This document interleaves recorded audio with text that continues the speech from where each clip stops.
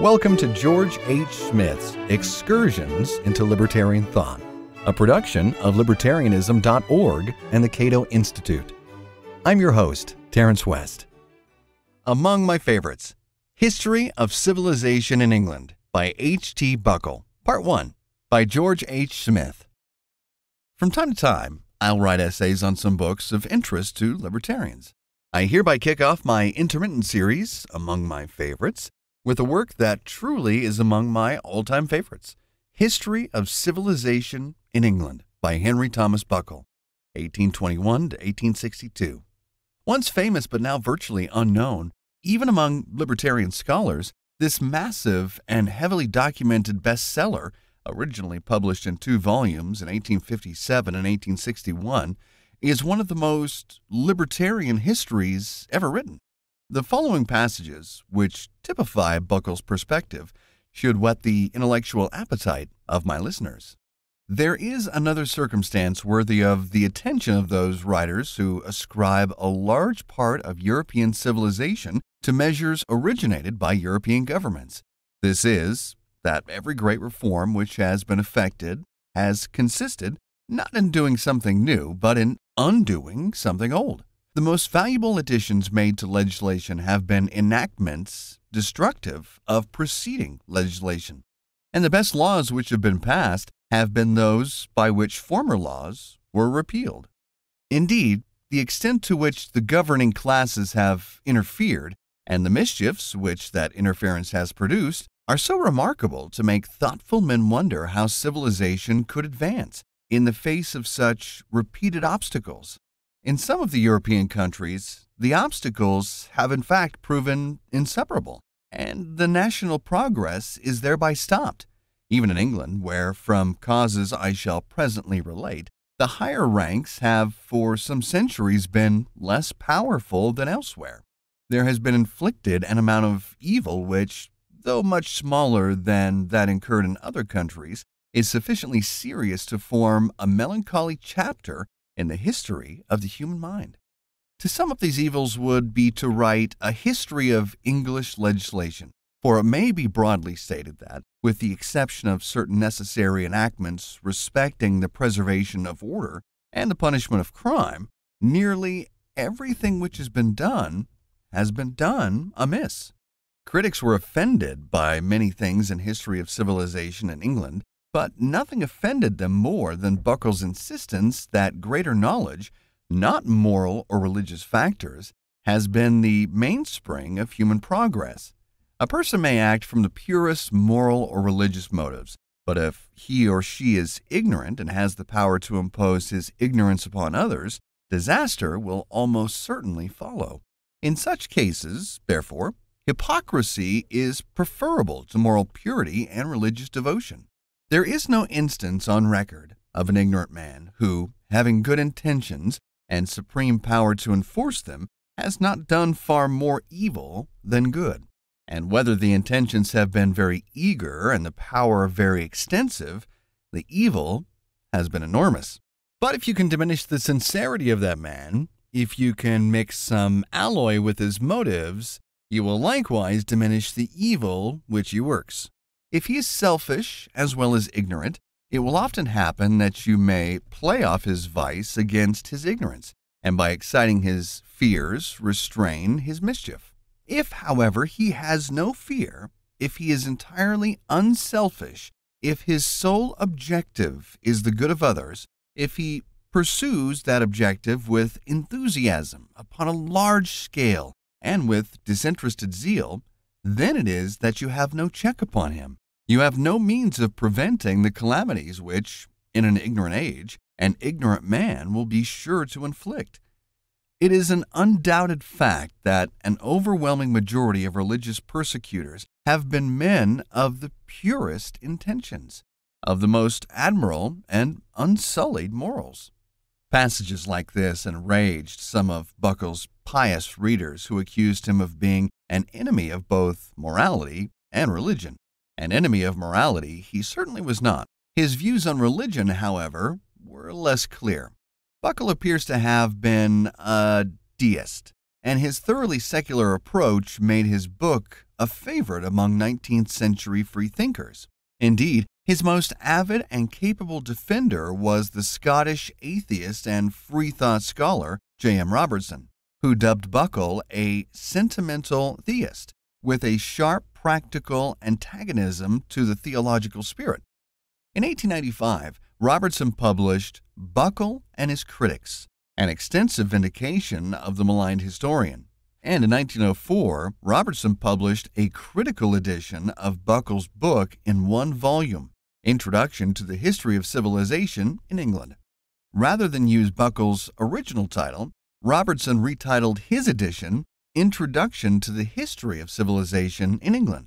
He did this because Buckle presented his two-volume work as a general introduction, rather than a history of England per se.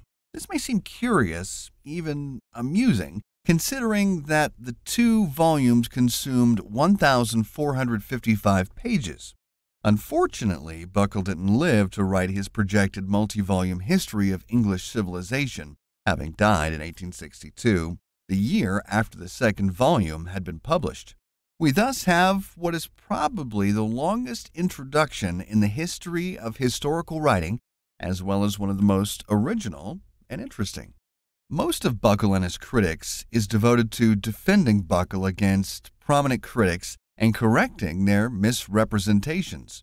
As Robertson puts it, perhaps no man has been blamed more for mistakes he did not make. But Robertson had his own disagreements, many of which focused on Buckle's advocacy of laissez-faire. He wrote, "In respect of his uncompromising attitude to the principle of protection and his implied approval of laissez-faire in politics, he may be accused of failing to turn his social science to any great constructive account. But it is to be remembered that Buckle wrote exactly when the optimism of laissez-faire was most plausible." This remark displays the condescending attitude of many sociologists during the late 19th century toward advocates of laissez-faire. In opposition to Spencer, Sumner, and other sociologists who opposed government intervention, many sociologists viewed the emerging science of society as an instruction manual, in effect, for social planners. Although Robertson embraced some principles of classic liberalism, such as international free trade and anti-militarism, he is more accurately described as a proponent of the new liberalism that gained traction during the late Victorian era.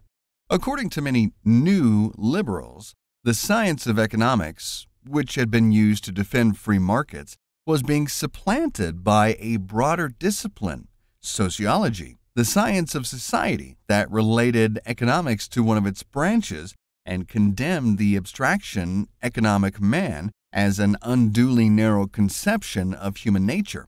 Thus, any competent sociologist, and there was no doubt that Buckle's history relied heavily on sociological reasoning, who dared defend laissez-faire, obviously did not understand the great potential of sociology to distinguish between beneficial and harmful forms of government intervention. Robertson attempted to excuse Buckle's supposed ignorance in this matter by noting that he merely shared the naive prejudices of an earlier time. Before delving into the substance of Buckle's complex and controversial book, with the purpose of highlighting the parts that libertarians will find most interesting, I wish to sketch some personal aspects of the author. Buckle, like his contemporary Herbert Spencer, was largely self-educated, thereby corroborating Spencer's observation that most defenders of freedom were market intellectuals, whereas most advocates of statism were university men.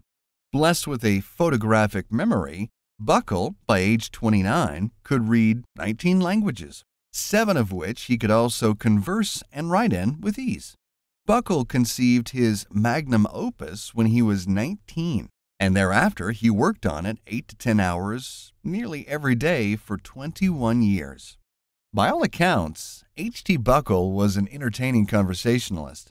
One of his favorite stories was about a trip to Italy that involved passing through Austria. At the Austrian border, Buckle's baggage was searched by a customs officer, A fanatical bibliophile who eventually amassed 20,000 volumes in his personal library, Buckle always carried books on his many travels, and in this instance, he had a copy of the seminal work by Copernicus on the revolutions of the heavenly spheres. After the customs officer said that he was under orders to confiscate any book with revolutionary tendencies, Buckle explained that this book was about the revolution of planets. The customs officer replied that it didn't matter where the revolutions took place. All revolutionary books were banned in Austria.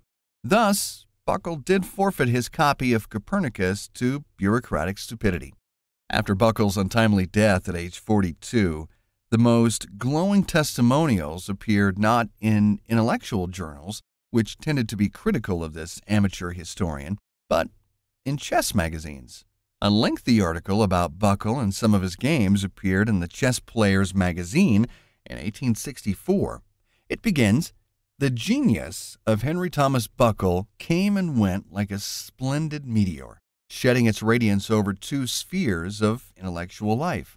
Over the world of chess, as over the world of literature, its glorious career shed a luster, and its sudden extinction cast a gloom.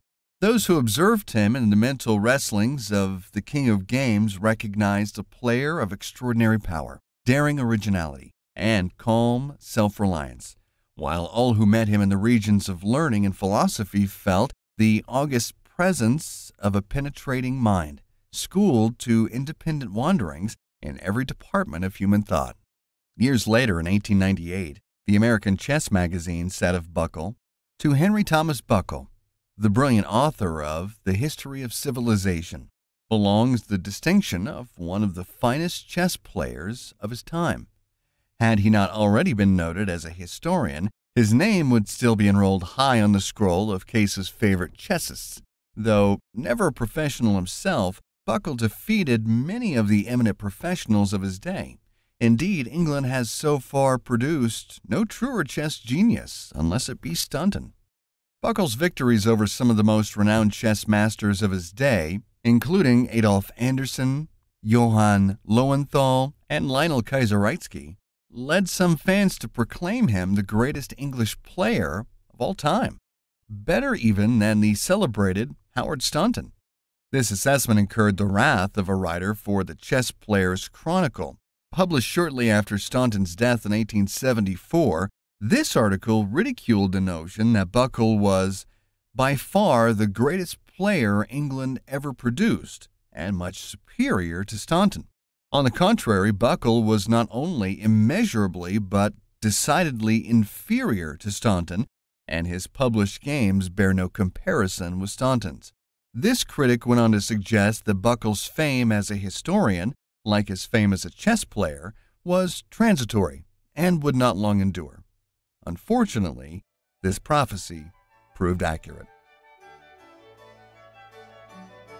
This has been Excursions into Libertarian Thought, a production of libertarianism.org and the Cato Institute. To learn more about libertarian philosophy and history, visit www.libertarianism.org. I'm Terence West. Thanks for listening.